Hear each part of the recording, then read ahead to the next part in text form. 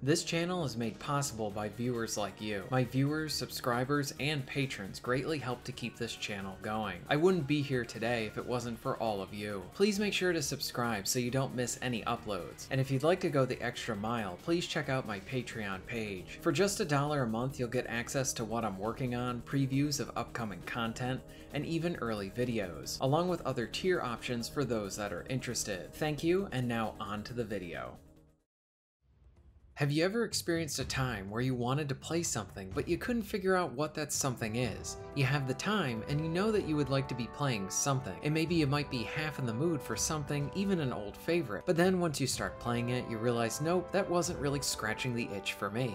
I guess this could be where quality arcade titles, or even live service type of games, could be good for this type of stuff. Arcade titles in that they get you in and out in a short period of time, and live service stuff is being updated all the time, so you might encounter something new there. But maybe none of those things will satisfy you in the moment. I remember seeing commercials where the narrator would talk about the show hole, like what to watch when you finish watching a show. Me being married and a dad means that I have a lot less time and honestly a wealth of stuff to check out. And again, just no time to actually check any of it out. So that is why I even find it odd that during the year I'll have time to watch and in this case play something, and I have no idea what to do. In all honesty, I should probably just take the time and go to bed early that night. But who wants to do that?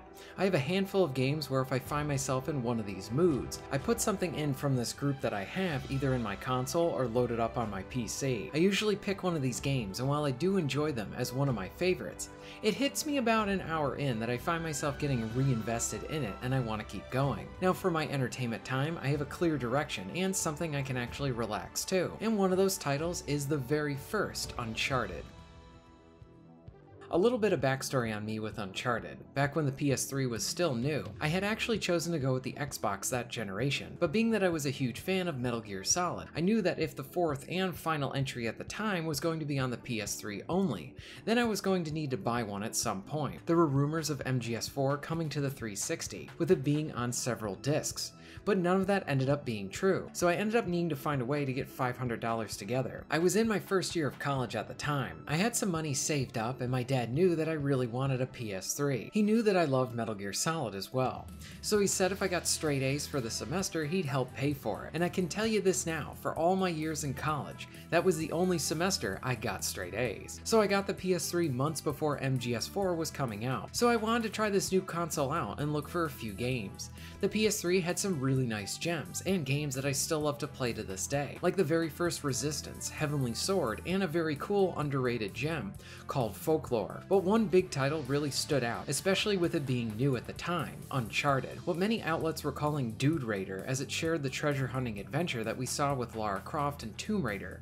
So Uncharted was my first PS3 game, and what a game to be the very first one I played on the console. I know usually when people discuss this series, they like to go to the climactic ending with 4, or discussing 2, which is usually seen as everyone's favorite. And I love this series, it's one of my favorites. This first game, what a joy it was to play and experience. There is so much to love here.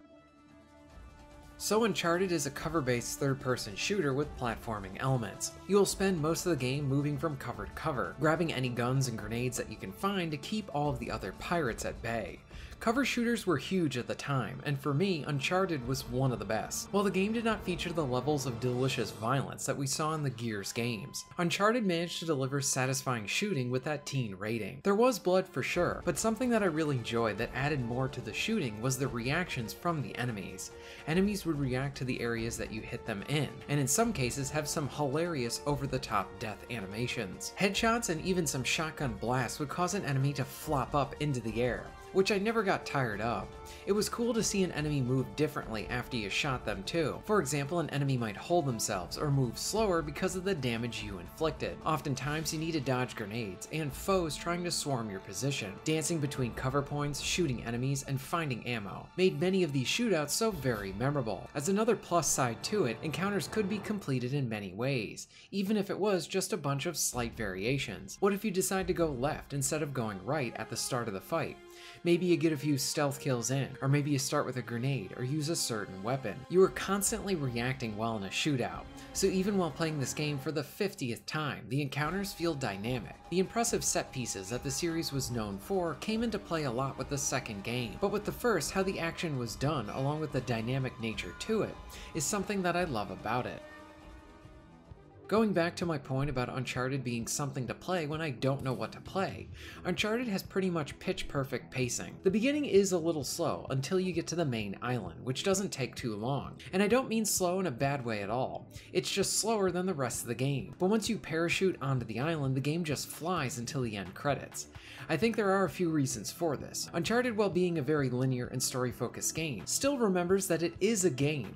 After a short cutscene at the start, you are in your very first shootout. You are taught pretty much everything you need to know about the majority of the gameplay in this little arena. And that's another point too, all of the cutscenes are rather short. They do frequently pop up, but they never really hurt or hinder the experience, or feel like they are getting in the way of the player actually playing the game. When the player is given control, you are either shooting, jumping, and in rare instances having some slow walking parts with good playful banter. And the cutscenes, story, characters, and presentation are just top notch here. Like I said, they are short and very effective, to the point that I wish they were longer only because I enjoy them so much. Ironically, if they were longer, they probably would hurt the pacing of the game. Uncharted is one of those examples of great video game writing. This was Amy Hennig's baby, and she knocked it out of the park here. I love these characters, from Nate, Elena, and Sully, even to the villains, especially with Eddie Raja. Yeah, sure, there's elements about the plot that can be predictable, but the writing and performances are top notch. Nolan North became a common name within my household after this title.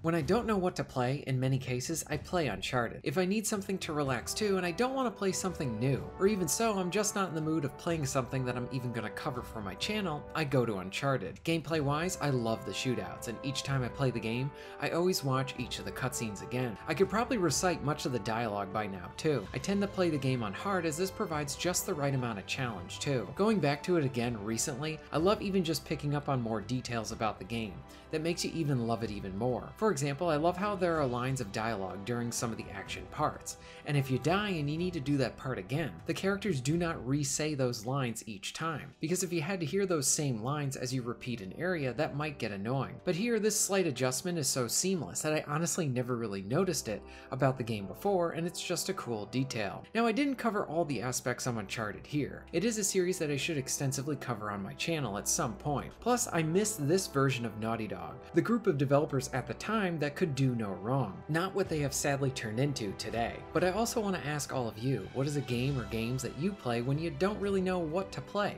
Let me know all of this in the comments down below. If you're interested in being notified of new videos, please hit the subscribe button and bell. And if you would like to support the channel and get early access to content, please check out my Patreon. All of the links will be at the end of this video and within the description. And thank you very much for watching.